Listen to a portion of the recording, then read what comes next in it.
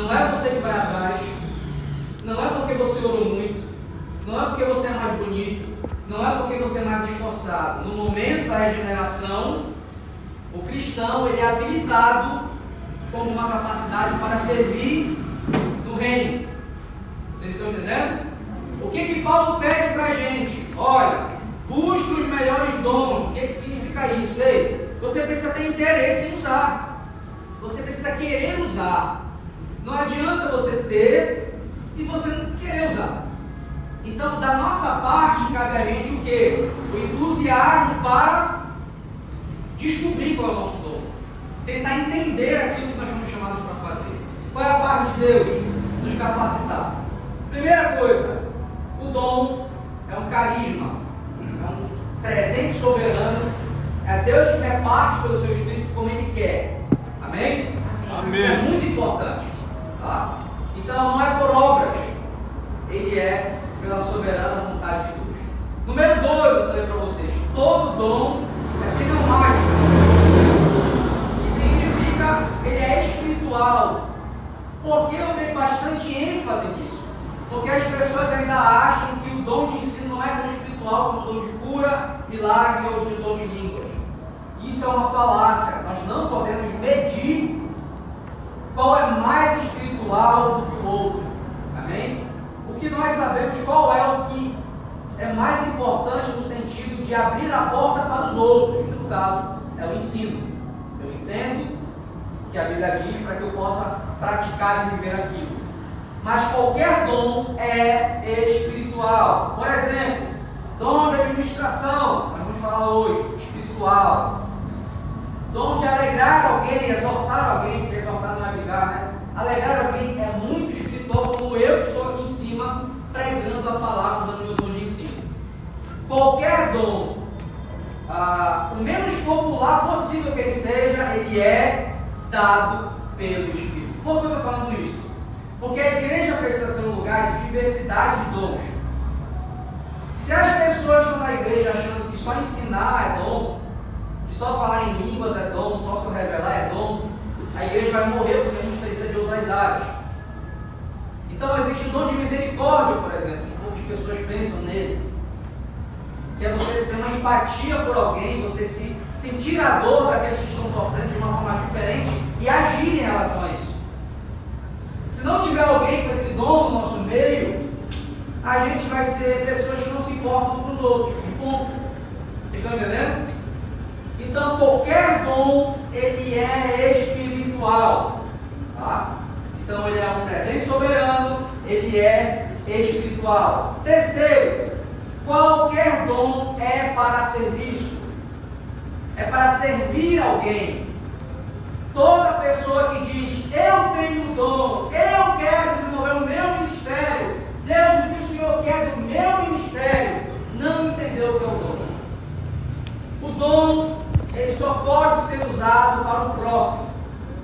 Se você não gosta de pessoas, se você não tem paciência com pessoas, se você não está disposto a se doar por alguém, você terá uma qualidade egoísta no seu dom, e o seu dom não vai ser para o princípio a qual Deus te deu para ele ser. O teu dom precisa fazer bem a vida de alguém. Alguém da tua comunidade cristã. Começa a pensar um pouco nas habilidades que você tem.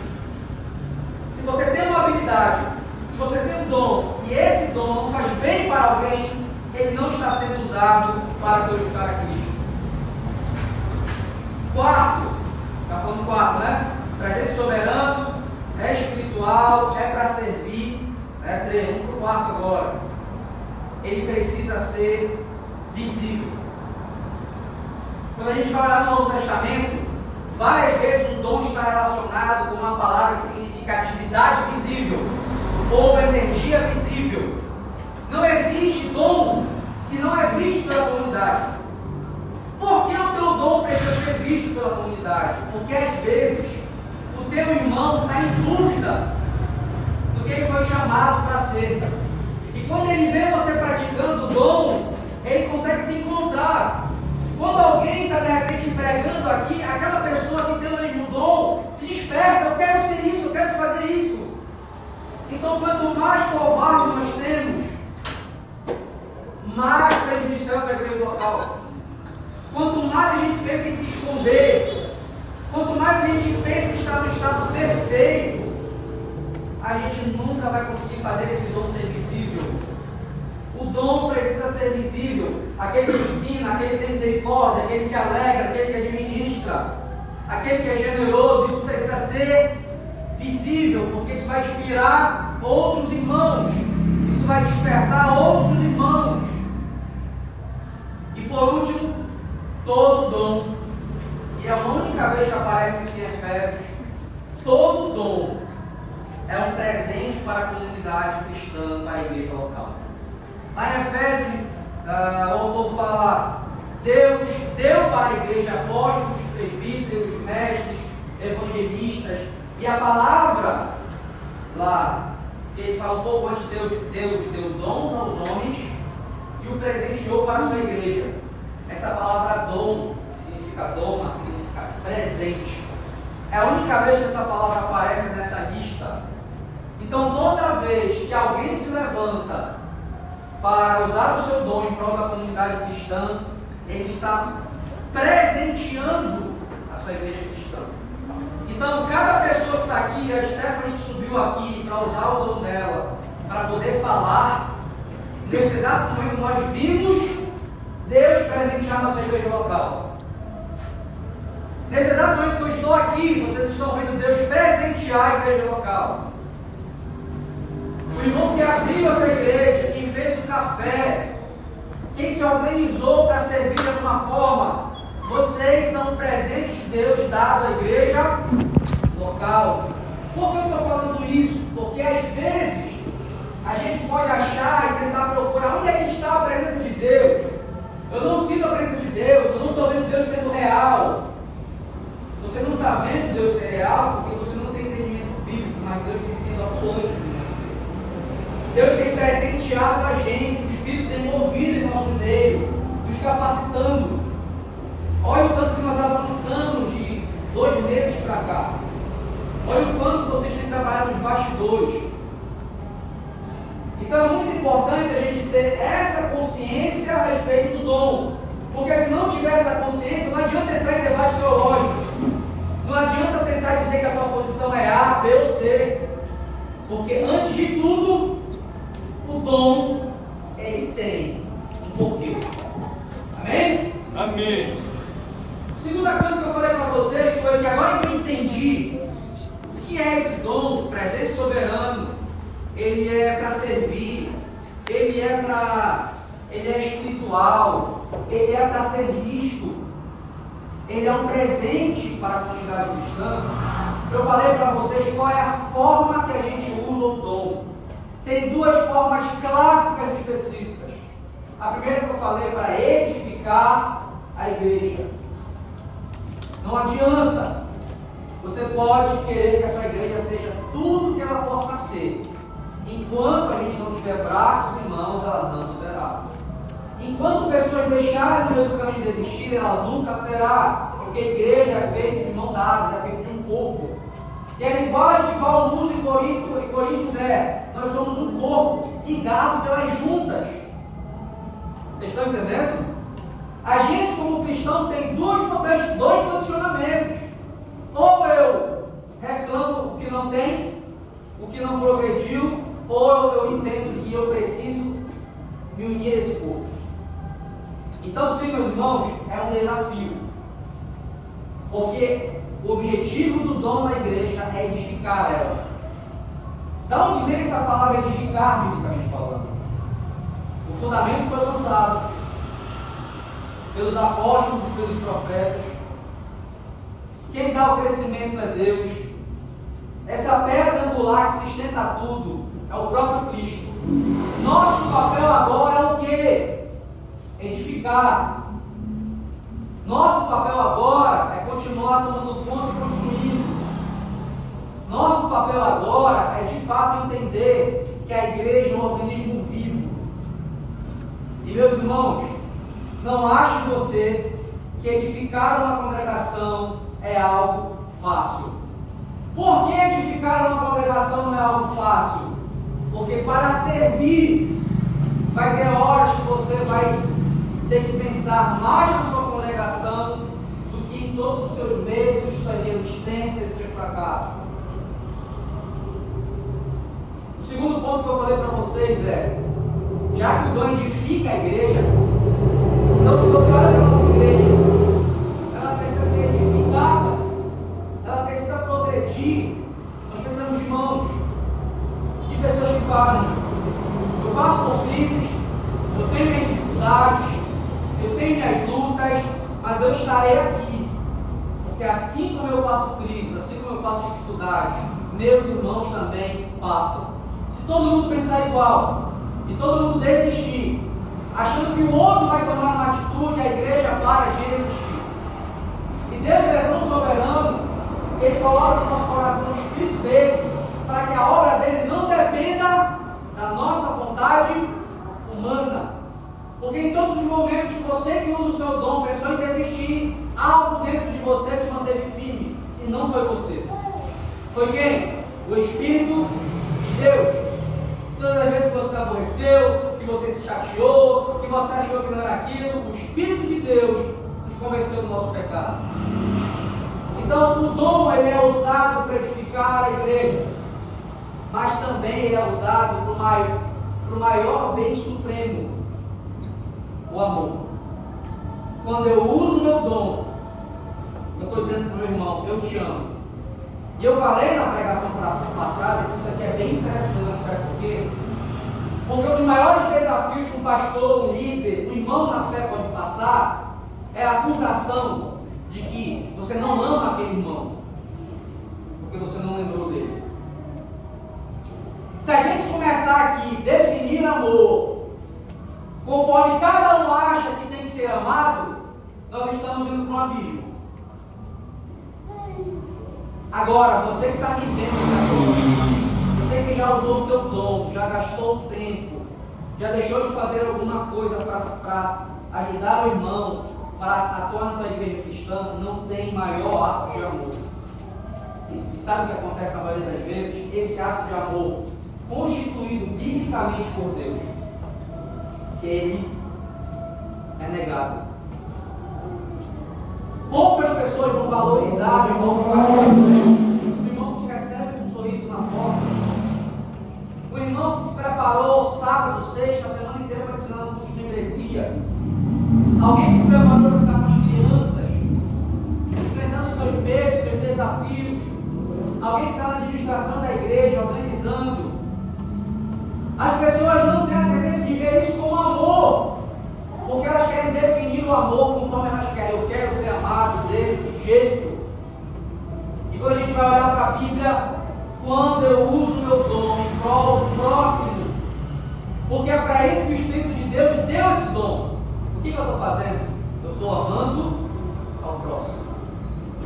E é muito importante que a gente, como cristão, entenda isso, para que a gente não queira cobrar do outro aquilo que nem a gente consegue dar. Porque não tem nada melhor do que você ter um amigo, um irmão que te ofereça a palavra de vida eterna. Um irmão que faça de tudo para que você esteja confortável no ambiente onde você congrega. Que organiza para que a sua igreja esteja aberta. Estou falando com vários de vocês aqui que ajudam internamente. Que muitas das vezes não está no holofote, não está aqui em cima, sendo visto como eu sou visto todo domingo.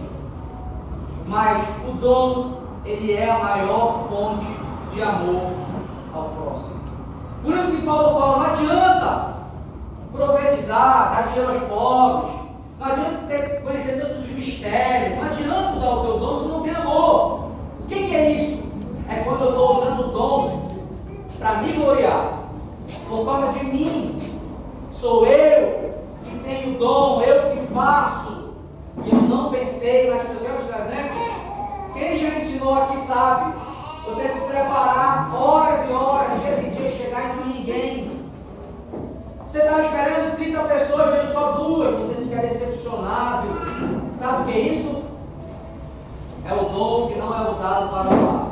Porque não importa quantas pessoas vêm. Não importa se tem 1, 2, 3, 4. O importante é que nós estamos fazendo aqui aquilo que Cristo nos deu. vida para fazer. Repete comigo assim: eu só tenho o dom. Porque Cristo morreu na cruz. Porque Cristo morreu na cruz e ressuscitou. Vocês estão entendendo? Amém. A partir disso, eu comecei a entrar na primeira lista de dons. Eu entrei na lista de Romanos capítulo 12. Tá? Eu vou ler para vocês, para a gente relembrar o que eu já ensinei para vocês. E de repente você pode falar: nossa, eu não lembro de nada. E aí temos um problema. Porque não é que você precisa lembrar de forma teológica, mas pelo menos você precisa saber de forma simples o que cada um significa. Amém? Vocês podem rapidinho ir lá para Romanos, com uma autoridade, aonde ele profetiza e questiona. Correto? Ele profetiza e se cumpre. Aquele profeta do Antigo Testamento que diz que é profeta, fala algo e não se cumpre. Vamos supor que eu sou um profeta do Antigo Testamento. Aí eu falei: olha, amanhã não vai chover e vai ficar sem chover durante 30 dias. Assim diz o Senhor. Se não aconteceu, eu não sou profeta. E acabou. Não é igual hoje não. O cara dá uma profetizada meio ali torta e não aconteceu nada e vai tocando o barco e continua profetizando. O profeta do Antigo Testamento, ele prediz o futuro e todas as vezes que ele prediz o futuro é ruim. É contra o pecado do povo. Então no Novo Testamento, quem assume o lugar dos profetas é os apóstolos. E nós temos agora profetas na hierarquia, abaixo dos apóstolos, predizendo algumas situações de futuro. Por exemplo, Ágabo, que fala para Paulo: não vai para tal lugar que vão te pegar. Nós temos algumas predições do futuro, mas profetizar não é só predizer o futuro, porque a gente tem essa concepção aqui hoje. Profetizar também é receber de Deus um recado espontâneo para exortar a igreja, para alertar a igreja. Lembrando que exortar não é brigar, tá, gente? Por favor. Exortar é animar. Então, no contexto da igreja primitiva, os profetas, eles falavam a respeito de Deus, mas não era de forma teológica, no sentido de analisar um texto. Não é a mesma coisa que pregação, tá? A profecia no Novo Testamento era um recado espontâneo de Deus que eu dava. Só que tem uma coisa interessante. Paulo vai dizer o seguinte: olha, quando alguém profetizar, não desacredita, mas tem que provar se é verdade. Fiquem atentos. Nenhuma pessoa que fala assim: olha, Deus mandou dar um recado, pode falar contrariando a Bíblia. Olha que coisa interessante. Então, o irmão, quando profetizava sobre algo, por exemplo, Deus está me dizendo que nós precisamos orar mais. Deus está me dizendo que nós precisamos fazer isso. Como é que esse irmão está biblicamente coerente? Ou de repente ele falou sobre algo do futuro, se cumpriu? Se não se cumpriu, ele é um falso profeta. E assim, estão entendendo? Porque hoje, se vocês perceberem, todas as estruturas de profecia são iguais. Nunca diz o que de fato é. Não é isso? É meio assim: vejo que acho que está vindo ali um carro, mas não vejo a cor. Sempre assim, sabe? É sempre algo ali para dizer assim, se eu errar, não erro muito, vou dizer que a pessoa não entendeu. Então tem esses profetas do Novo Testamento, muito ali naquele início da igreja primitiva, tá? Eles têm visões sobre o futuro, mas é interessante. Eles têm visões a nível local, nas suas igrejas locais, tá? Eles alertam os irmãos sobre algumas coisas que Deus manda eles dizerem, sempre alicerçado com a palavra, conforme a fé da época, e sempre sujeito à análise. A pessoa que levantava ia saber: você está sendo analisado. Não adianta falar qualquer coisa. Vocês estão entendendo? Esse era o padrão de profecia do Novo Testamento. O segundo que nós ensinamos aí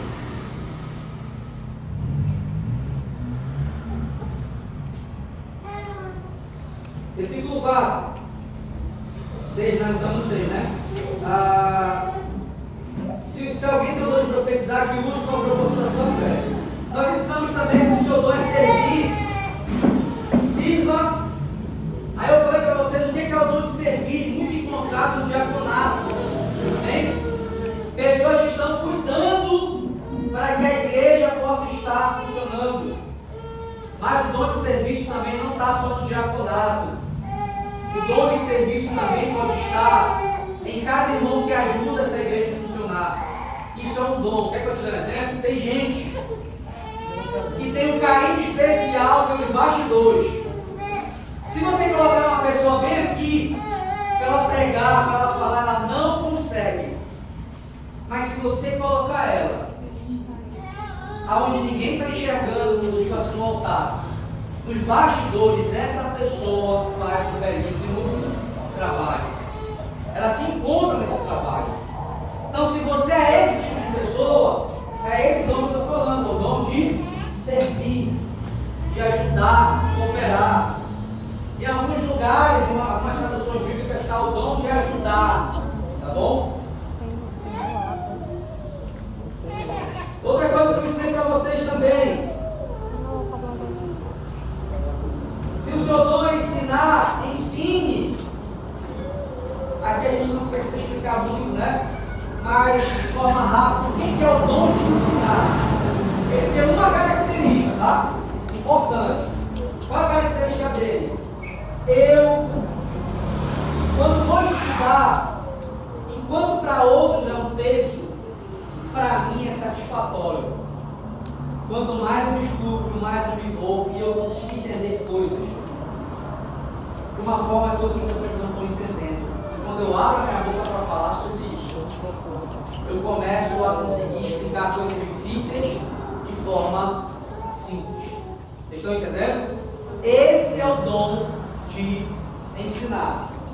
Eu leio coisas difíceis e consigo transmitir para os meus irmãos o mais simples possível da nossa congregação, de forma simples. Por quê? Tem o cara que é intelectual, tem a pessoa que vai ler muito, mas quando ela vai falar, ela não consegue parar para ter o carinho para ensinar para o mais simples, para 2, para 1, para 3. Então, se você não consegue ensinar as pessoas e só quer ficar em debate, você não tem esse dom. O que é o dom de ensino? Eu olho para os irmãos e eu fico extremamente comovido quando eu vejo que algum irmão não sabe algo ainda. Isso me incomoda. Eu perco a minha pai, mas como? Não, eu preciso fazer alguma coisa. A minha igreja é carente sobre aquele assunto. E você começa a ficar, cara, eu preciso fazer alguma coisa. Vocês estão entendendo? Quando você estuda alguma coisa, você quer compartilhar com alguém. Eu quero mostrar porque eu quero ensinar alguém. Isso pulsa dentro de você. Esse é o dom de ensino. Amém? Eu vou contribuir com a vida de alguém. Não é para ficar para mim, não é para dizer que eu sou mais inteligente, não é para eu vencer um debate. É justamente, eu me sinto triste, eu me sinto incomodado em ver irmãos meus com dificuldade. E aí tem uma coisa interessante do dom de ensino. Você vai ter que pregar, reensinar várias vezes a mesma coisa. Você vai perceber pessoas não prestando atenção, pessoas não dando importância, pessoas depois perguntando aquilo que você gastou horas e horas para ensinar, e você vai continuar com a mesma alegria do ser, sem julgar ninguém e pronto para ensinar quantas vezes forem necessárias. Isso é uma grande característica do dom de ensino, amém? Amém. Porque o dom é um serviço, o dom é uma forma de amar as pessoas. Outra coisa que eu ensinei para vocês também é o dom de dar ânimo ou exortar, né?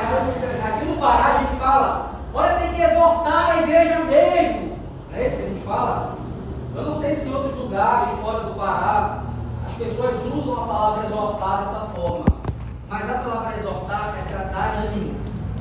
Então, meus irmãos, tem gente com um dom que em uma conversa consegue fazer uma pessoa sair de um estado para ir para outro,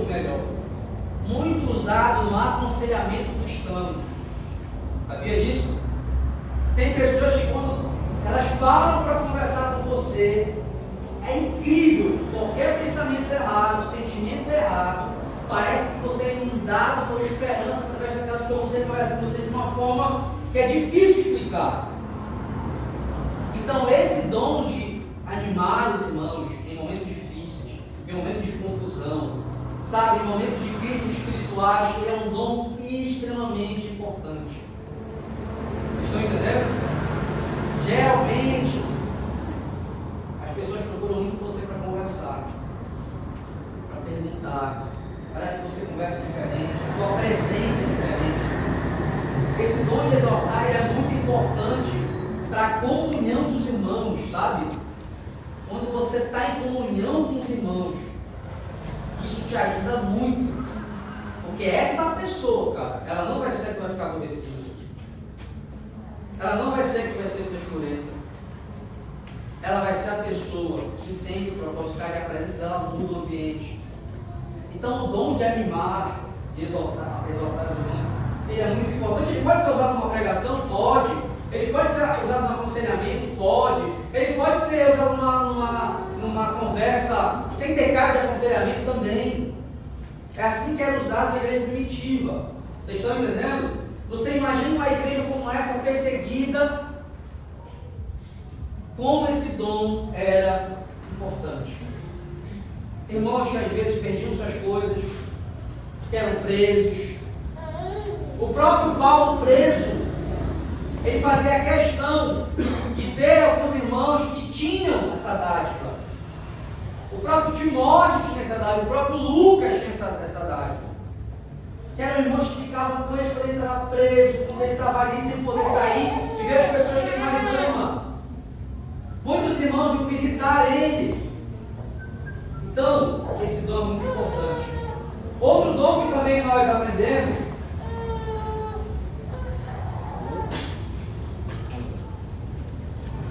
se é contribuir, que faça generosamente.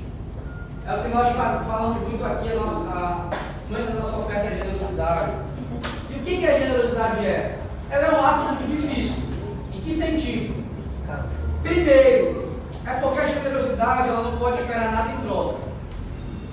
A partir do momento que você foi generoso, esperando retribuição, isso não se chama generosidade. Por isso que ela é muito difícil. Estão entendendo? É a mesma questão do amor. Toda vez que você faz algo de bom para alguém, que lá na frente você vai se chatear porque aquela pessoa não devolveu da mesma forma, não foi amor. Por isso que a gente é tão falho em amar. Porque enquanto a pessoa está agradando a gente está feliz. Mas da frente do mundo que a pessoa não agrada mais, a gente tem a tendência de rejeitar. Todos que vocês estão aqui, inclusive eu, já cometemos esse erro. Então, o dom da generosidade vai ser uma pessoa na igreja primitiva que não importa se ela ganha pouco, não importa se ela ganha muito, isso é muito importante, tá? Porque os filipenses ofertaram mais do que os coríntios que tinham mais dinheiro. Por exemplo, os filipenses estavam em crise, mas eles falaram para Paulo não queria que eles participassem da ajuda dos santos de Jerusalém. E ele fala o seguinte, eles falam, não, a gente quer participar e a gente vai dar até mais. Não sei como eles se organizaram, mas eles contribuíram mais do que a igreja de Corinto, que tinha condições, mas não colocou a generosidade em prática. Então, a pessoa na igreja primitiva que aparece para a generosidade é aquela pessoa que vai olhar, ou não vai olhar para ela e vai se constranger. Caramba, olha como esse irmão ajuda. Então, pessoas com esse dom, elas são importantíssimas para a igreja, no sentido da igreja global. Quando você vê que tem uma obra missionária, quando você vê que tem igrejas relevantes e grandes, não é só pelos membros, tem pessoas com esses dons, esse dom. Qual é a grande dificuldade desse dom? Como é que eu sei que eu tenho esse dom? Primeiro, não importa como você ganha, você sente vontade de ajudar muito. E você não fica esperando nada dentro. Por quê? Porque é interessante isso. Porque a gente pode tratar a igreja como um clube, como um shopping, né? Então, imagina a gente ter que conseguir gerir a vontade de todos que estão aqui. Então, na tua casa tem um móvel de um lado, né? O banheiro fica num lugar, a televisão fica num lugar. Então, cada um tem um jeito de arrumar diferente na sua casa, né? Você imagina uma mulher cristã com um monte de gente ao mesmo tempo, né? Então, esse dom de generosidade é muito importante. Porque a única coisa que Jesus falou que seria um outro Deus é o dinheiro. Para você ser setado no teu coração por causa de dinheiro, é muito rápido. Olha que coisa interessante. O dinheiro pode pegar teu coração e tu não precisa ser rico, tá? Pode, o famoso, né? Não sei se estou falando certo, mas come ovo e rota caviar, é isso que fala? É assim, come caviar e rota ovo, vocês entenderam, né? Às vezes você ganha pouco, mas você é extremamente governado pelo dinheiro. Você pode ganhar muito, ser governado pelo dinheiro, ou vice-versa, ser muito generoso com pouco, ser muito generoso com muito. Então a generosidade é um daqueles dons, igual o servir, igual dar ânimo, que não é tão interessante, não é tão conhecido, mas ele mantém a igreja viva e de pé. Outro dom que nós também falamos é o exercer liderança, seja com zelo. O exercer liderança é aquela pessoa que tem uma característica bem específica. Eu não preciso esperar pelos outros. Eu não preciso ser animado pelo ambiente. Eu encontro ânimo em Cristo Jesus e eu estou disposto a dar o primeiro passo. Pessoas com esse dom são aquelas pessoas que, no ambiente da igreja primitiva, no ambiente de uma igreja, as pessoas que esperam a opinião dela para poderem fazer. Vamos fazer tal coisa? Mas chama fulano. Fulano ele resolve. Por quê? É aquele que não deixa para depois, é aquele que vai e faz, ele é o primeiro. Então tem pessoas que tem, não é o mandão, tá? Nem o chefe, não é o mandão. É aquele cara que ele é o primeiro a tomar atitude, ele gosta de se responsabilizar, ele gosta de organizar nesse sentido, não pode ser, não tem medo de assumir responsabilidade. Então se o teu dom é liderar, você é útil na igreja cristã, muito útil. É muito útil. É muito útil para ajudar algumas frentes da igreja a progredirem, alguns projetos da igreja a avançarem. Amém? Amém.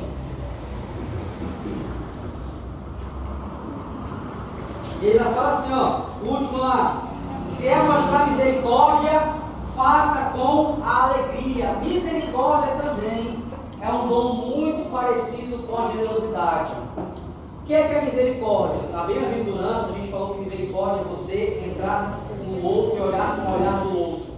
Né? Não adianta ficar olhando aqui assim, fulano está sofrendo, eu estou olhando. Poxa, que pena. O misericórdia ele fala assim, e se for? Ele se coloca na situação e consegue sentir um pouco da dor da pessoa. Esse misericordioso não é apenas aquela pessoa que tem pena. É a pessoa que realmente se comove, sente dor, sente a dor na pele e faz alguma coisa. Só que é um dom interessante. Quando eu faço alguma coisa por alguém, eu ajudo a pessoa no meio daquela dor, possa ser que aquela pessoa não me retribua. E aí quem tem um dom de misericórdia não está esperando retribuição. Porque tem aquela pessoa, eu fui misericordioso, eu não sou mais misericordioso com ninguém, porque eu fui me importar com o dom do fulano, até me enganou. Não, você não tem isso não. Você tentou só lacrar. Só isso. Para depois dizer que você ajudou alguém. Quem tem um dom de misericórdia vai entender um pouco de ser esquecido, passado para trás, mas vai continuar fazendo isso porque ele foi escolhido por Deus para ter essa identidade. E é incrível como ele movimenta a igreja. Ele alerta, vamos lá, o fulano está precisando, vamos junto, e vamos, não acaba depois agora, vamos. Se mobiliza para ajudar. Vocês estão entendendo? Amém. Esse tipo de pessoa é muito importante. Como eu estou falando isso para vocês? Todos nós temos que ter um pouco de cada coisa que eu falei aqui, correto? Todo mundo tem que ter um pouquinho de cada coisa que eu falei aqui. Só que a gente não vai conseguir, porque a gente às vezes toma mais de uma coisa, não é isso? Cada irmão que se levanta com um dom, ele mostra para a gente nossa área deficiente. É para isso que o dom serve na igreja primitiva. Cada pessoa boa em alguma área mostra uma deficiência. Nossa, eu estou ofertando. Mas não, olha o irmão ajudou a igreja. Olha como essa pessoa é alegre, eu sou sempre baixo astral. Nossa, olha como essa pessoa estuda a Bíblia, eu não estudo nada, tem que estudar mais um pouco. Vocês estão entendendo a relação? Não é uma relação de briga, de inveja, é uma relação de inspiração, de admiração. Caramba! Então, quando você chega perto de alguém que é um líder, você vê o quanto aquela pessoa é corajosa. E você se sente um covarde, não, e você pega essa pessoa, você, é isso. Tem que ser mais assim com essa pessoa. Vocês estão entendendo? É isso, para isso que serve o dom da igreja primitiva. Acabou essa lista aqui. Ela vai ficar rápido. 19 mil. E aí eu fui para a lista de 1 Coríntios. Tá? Vai lá, vamos lá para o Coríntios 12. Aí você pode perguntar, e no grupo de estudo a gente vai fazer o quê? O grupo de estudo vai ser para perguntar se vocês conhecem esse dom. Vamos lá, vamos falar sobre o dom de fé. É para falar, eu vou dar só a lista dos dons, correto? E a gente vai conversar sobre o que aprendeu sobre os dons. Cara, eu entendi que o dom é isso, o dom é isso. Amém? Amém. A gente precisa ter a prática disso. Vamos lá para Coríntios. Verso 12, versículo 4. Melhor, versículo 7. 1 Coríntios 12, versículo 7. Quem achou de amém? Amém.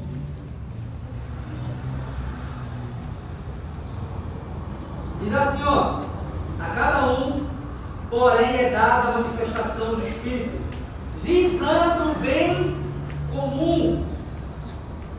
Pelo Espírito, a um é dado a palavra de sabedoria, e a outro, pelo mesmo Espírito, a palavra de conhecimento. E aqui tem um posicionamento muito importante da nossa igreja. O que é palavra de conhecimento e palavra de sabedoria? Essa aqui é a única lista que Paulo não menciona ensino. Todas as listas de dons têm ensino. O que a nossa linha teológica acredita? Que devido ao debate sobre sabedoria grega, sobre inteligência grega, todo mundo se gabava disso naquele tempo, Paulo falou de uma linguagem que eles entenderiam no contexto. Então, para algumas igrejas, que eu falei para vocês, que a gente chama de terceira onda, quem é representante da terceira onda? Um exemplo é o Celso Birá, ele é um representante da série de dons. Se vocês forem assistir a pregação dele de dons, vocês vão ver que vai começar a pregação assim: dom de conhecimento, palavra de conhecimento e sabedoria é um dom revelacional igual profecia e revelação. Ele vai dizer que é um dom de revelação. Só que o nosso posicionamento é diferente. Pastor, esse posicionamento é só dos reformados? Não. Esse posicionamento também tem pentecostais que tem esse posicionamento como o nosso, tá bom? Esse posicionamento de palavra de conhecimento e sabedoria de revelação é novo, tá? Aí eu contei aquela historinha para vocês, eu praticava isso, eu gostava muito ali do Dunamis, né? E tem o caça ao tesouro, você ora e pede: Deus me dê uma palavra de conhecimento, uma palavra de sabedoria. Aí Deus dá uma palavra de conhecimento, tá? Você vai na de Natal, vai ver a pessoa com luz azul e vai procurar pelo nome João. Aí você saía, via alguém de luz azul, falava o nome dele, ou às vezes não vinha o nome, vinha só uma pista, às vezes vinha só o nome, você procurava o João até achar, ou vinha alguma característica física, alguma coisa que você achava. Após você ter essa palavra de conhecimento, ela vinha às vezes junto com alguma situação da vida da pessoa. Olha, Deus me diz que está sofrendo numa área familiar. Faz sentido? Nunca é específico, sempre é tateando, sabe? Depois a pessoa confirmar é verdade, aí você começa a conversar com ela, aí vem a palavra de sabedoria, que você vai dar o direcionamento que essa pessoa vai fazer. É assim que eu praticava, tá? Fui em congresso, fui em São Paulo em congresso com americanos e tal, fez todo esse negócio. Eu lembro que a oração era assim: olha, o teu dom, ele inclusive subirá ele fala isso, o teu dom, se tu tirar o dom tal, tu vai sentir no teu corpo. Se for o dom de cura, dói aqui a barriga, pesa o braço. Gente, muitas pessoas, 6 mil jovens no auditório, o pessoal dizendo que estava sentindo. Eles sentiram, foram lá para frente. Eu, posso falar de mim, né? Eu não senti nada, sempre me achei desfavorecido da presença de Deus. Mas não aconteceu comigo. Eu me movimentava, eu gritava, o Senhor não aconteceu comigo. Mas as pessoas que estavam lá testemunharam de que realmente elas sentiam isso. Biblicamente, nós temos um problema, que eu falei para vocês. Lembrem? Não há nada dizendo como esse dom funcionava. Não tem nenhum lugar da Bíblia dizendo como é esse dom. Como é que eu posso criar uma forma de funcionar com esse dom? Da onde saiu? Aí nós temos um problema. O que nós podemos fazer de mais próximo? Se Paulo está usando a palavra sabedoria e conhecimento, existe uma forma de investigar a Bíblia.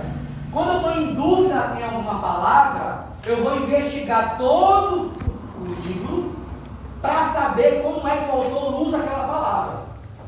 Toda vez que Paulo usou em Corinto a palavra sabedoria e conhecimento, capítulo 1 de 1 Coríntios, capítulo 2 de 1 Coríntios, ele vai dizer o seguinte: conhecimento do homem é inútil,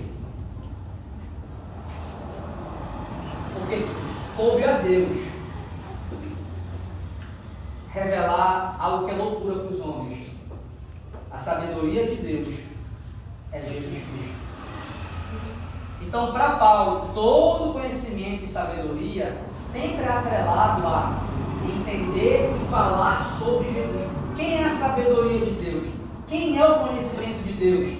Jesus. Por isso, o que nós temos de mais próximo aqui é que palavra de conhecimento e palavra de sabedoria é algo relacionado a falar sobre Jesus.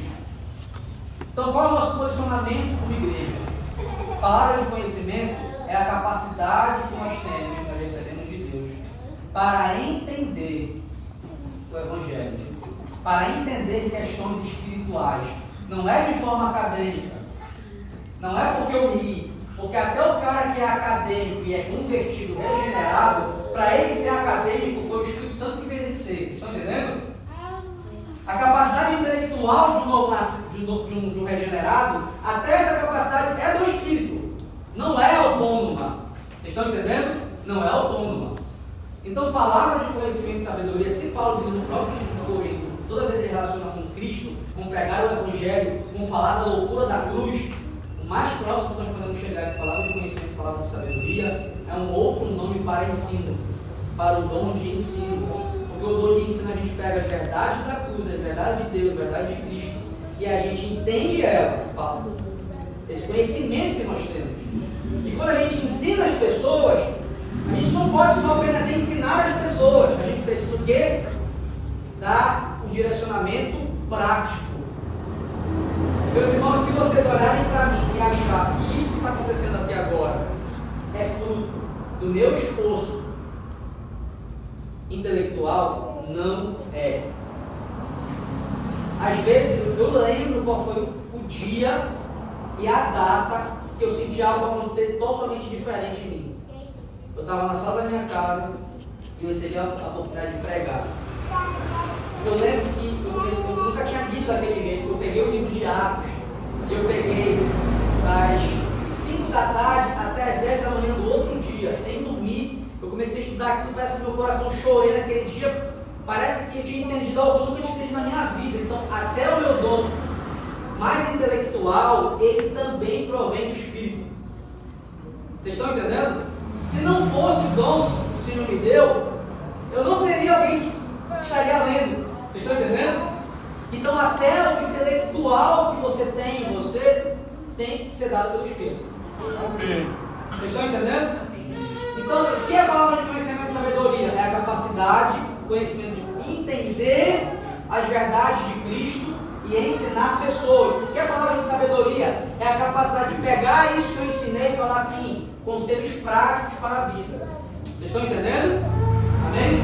Amém. Aí, mais adiante, nós mostramos para vocês o que é o dom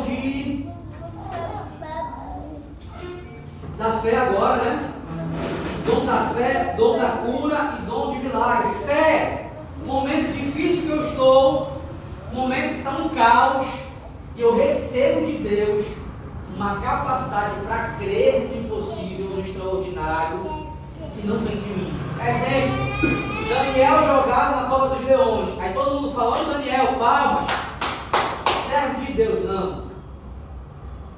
Nenhum ser humano na face da terra tem a capacidade psicológica para ser jogado na cova dos leões e ficar calmo.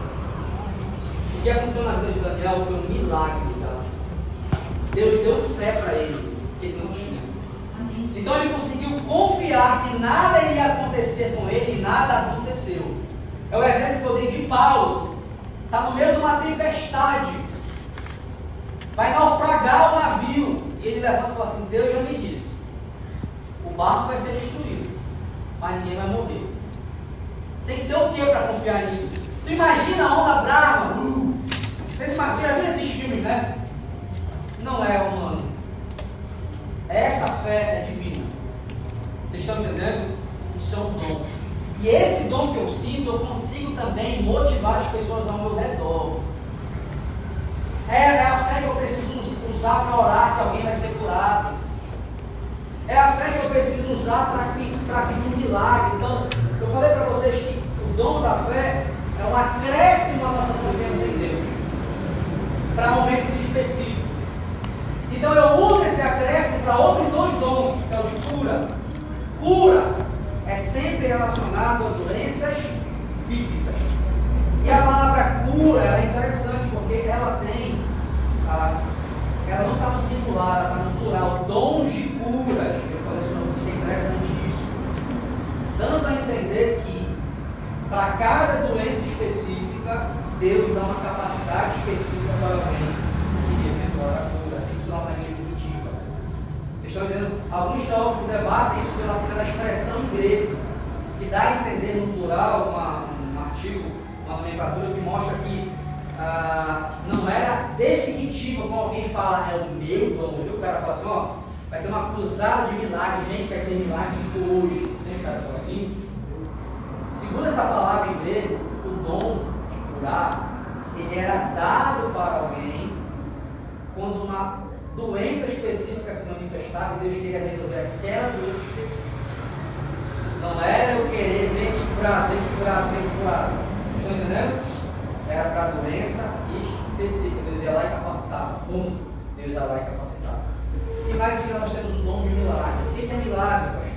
Toda vez que Deus intervém na lei da natureza, eu estou no meio do oceano, a tempestade está muito forte, eu orei a acalmar a tempestade. O que é isso?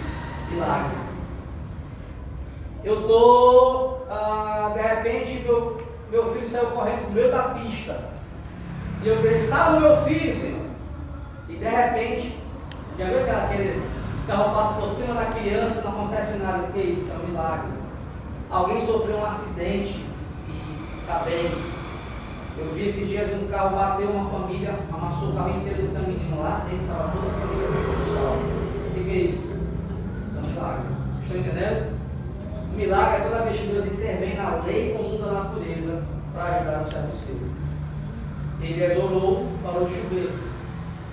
Mas para que ele orasse daquele jeito, ele pensou no dom da fé. Então, o dom da fé, o dom da cura e o dom de milagre estão interligados na igreja primitiva. Tá? E aí vem o que eu fiquei devendo para vocês. Vem o próximo que, em Coríntios 12, é profecia. Eu já ensinei vocês, amém? E depois vem discernimento de espírito. Há um parênteses interessante, milagre também na Bíblia. Não é só quando Deus muda a lei da natureza, mas toda vez que acontece um exorcismo, quando você expulsa um demônio, que também é algo considerado fora da lei da natureza, né? Então na Bíblia, milagre é considerado toda vez que Deus intervém contra a lei da natureza ou quando o exorcismo acontece, tá? Só para fechar o parênteses. O próximo é profecia, nós já falamos sobre profecia, então depois você vem discernimento de espírito. Como é que isso é usado na igreja primitiva? Era a capacidade que Deus dava para pessoas saberem se aquilo que estava sendo feito vinha de Deus ou vinha do diabo. Paulo já usou esse discernimento do espírito. Eu quero que vocês abram o Bíblia comigo, por favor.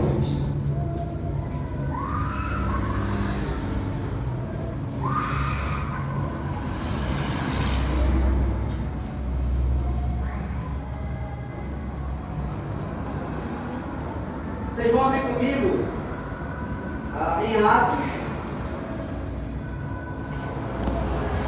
16, 16.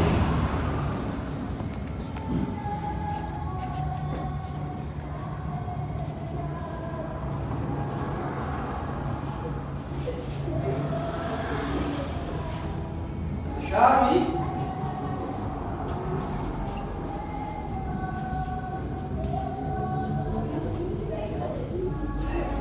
Vou ler aqui, ó. Diz assim: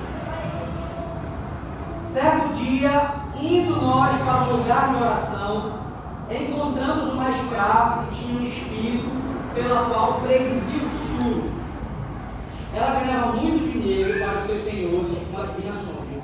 Essa moça seguia a Paulo e a nós, gritando: estes homens são servos de Deus Altíssimo, que anunciam o caminho da salvação. Olha o elogio, né? Aí a pessoa dizendo no texto, ela continuou fazendo isso por muitos dias. Finalmente Paulo ficou indignado, voltou-se e disse ao Espírito: em nome de Jesus Cristo eu ordeno que saia dela. No mesmo instante o Espírito a deixou. Estão vendo aí? Está elogiando eles, uma aparência de alguém que está gostando do que está acontecendo, e Paulo teve o discernimento que aquilo não era de Deus. Vocês estão entendendo? O discernimento de espírito ele era muito importante na igreja primitiva, num ambiente de muitos falsos mestres. Então era importante saber se algumas práticas eram corretas ou não, se as intenções eram corretas ou não. Vocês estão entendendo? É quando você consegue entender. Agora, uma coisa que é interessante, não é só, eu acho, porque eu acerto, porque eu tenho premonição. Tem gente que é assim, né? Eu bato o olho, eu vejo. Não é isso que eu estou falando, tá, gente? São pessoas que têm conhecimento bíblico, têm doutrina bíblica, e são usados por esse dom para saber se aquilo realmente é de Deus ou é do maligno. Vocês estão entendendo? Porque senão fica só aquele julgar o livro pela capa. E aí a gente entra no nosso pecado, tá bom? Esse é o discernimento do Espírito, tá? Depois desse dom aqui, vai vir diversidade de línguas e interpretação de línguas, tá?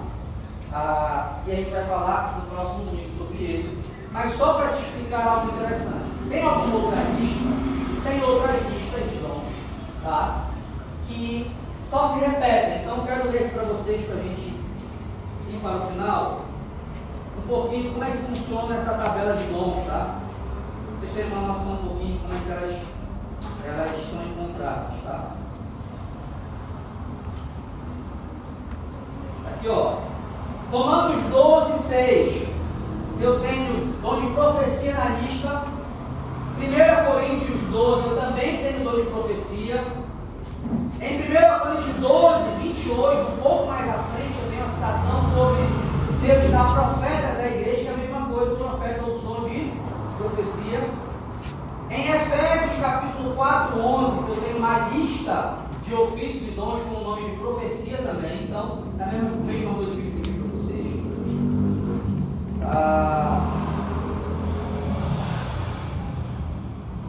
A capacidade de discernir espíritos só está na lista de 1 Coríntios 12. O ensino eu tenho em Romanos 12, 6 a 8. Eu também tenho ensino em 1 Coríntios 12, com o nome de palavra de conhecimento e sabedoria. Eu também tenho lá mais à frente de 1 Coríntios 12, a citação de Deus dar mestre para a igreja, que também mestre, que vão usar o dom de ensino. Lá em Efésios 4, 11, vai dizer que Deus deu como presente para a igreja dons aos homens, e esses homens usam esses dons através do pastoreio e do ensino. Deus deu à sua igreja pastores e mestres. Exortação, que é alegrar pessoas, levantar os caídos. Eu só tenho esse dom em Romanos 12. Tá? Não tem mais em nenhum outro lugar. O dom de serviço, eu tenho ele em Romanos 12, 6 ao 8 na lista. Não tenho em 1 Coríntios 12, que a gente leu agora 7 ao 10. Mas no próprio capítulo de 1 Coríntios 12, eu tenho a palavra ajuda. Lá em 1 Coríntios 12, 28. Você pode ler comigo aí, 1 Coríntios 12, 28.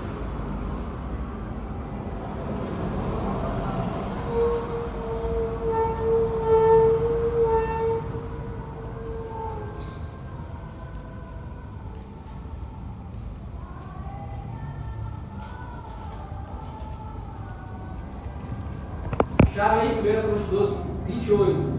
Assim, na igreja, Deus estabeleceu primeiramente apóstolos, em segundo lugar profetas, em terceiro lugar mestres, depois os que realizam milagres, os que têm dom de cura, os que têm dom de prestar ajuda, tá? É a mesma palavra da diaconal para servir, né?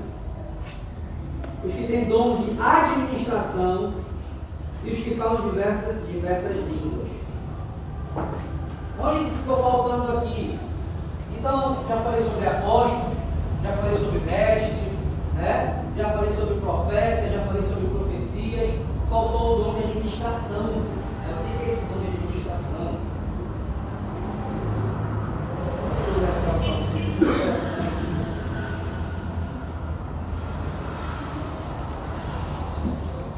O dom de administração, a palavra em Provérbios está relacionada à orientação. Presta atenção na área da administração.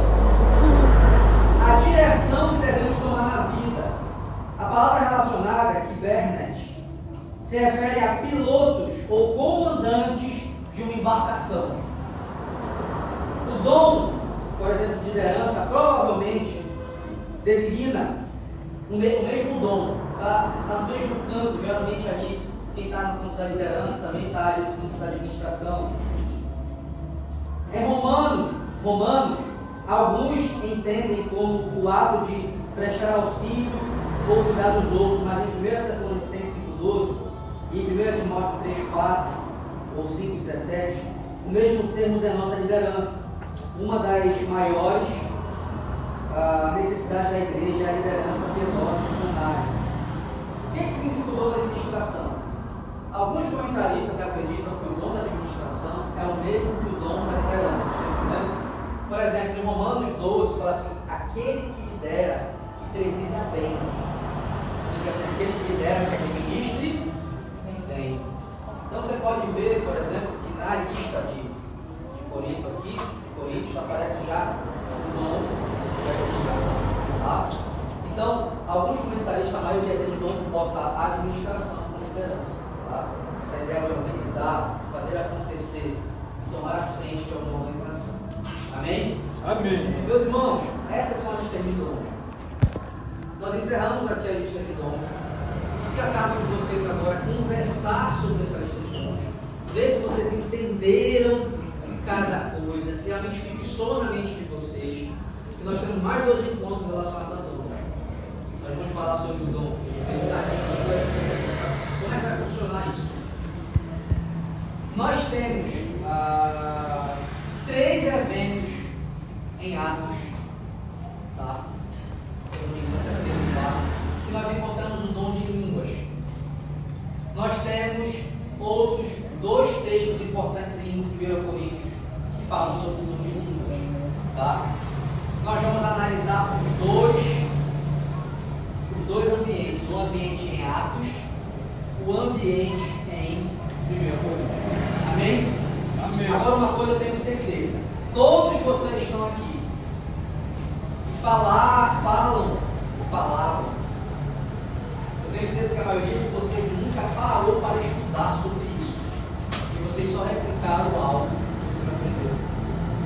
Então venham preparados, porque possa ser que seja um momento de muito conforto para vocês, né?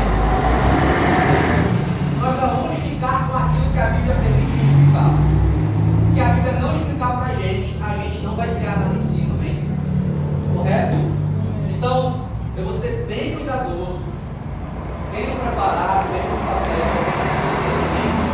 por favor, não falta esse curso, porque é fundamental esse ensino, porque eu sei que tem muita gente que tem aquela dúvida, como será o nosso posicionamento, amém? E o próximo vai ser sempre relacionado a diversas formas. Cessacionismo, continuismo, terceira onda. Qual é a nossa posição? O que significa cada um? Amém? Após acabar essa série, nós vamos para uma segunda, batismo. Porque nós vamos no dia da reforma ter uma grande festividade na nossa igreja, amém? Um grande momento, no dia da reforma. Nós vamos ter o nosso batismo no dia desse dia, correto? E nós vamos falar sobre o nosso posicionamento sobre o batismo. E também a outra grande polêmica, que se você não sabe, tem uma grande polêmica aí. Amém? Amém. Eu quero que você fique de pé.